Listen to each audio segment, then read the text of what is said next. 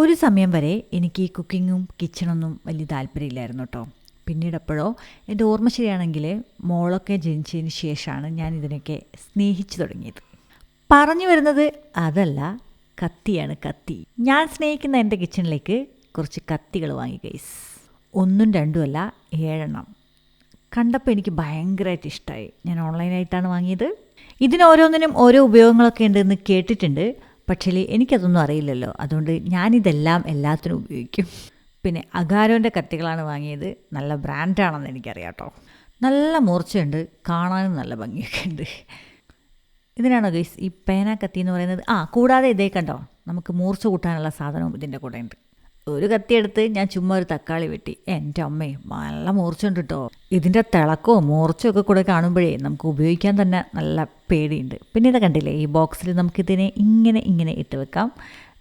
Sharpener വെക്കാനും space ഉണ്ട് കേട്ടോ. ഉപയോഗം മാത്രമല്ല, നമ്മുടെ കിച്ചനൊരു റോയൽ ലുക്കും കിട്ടും.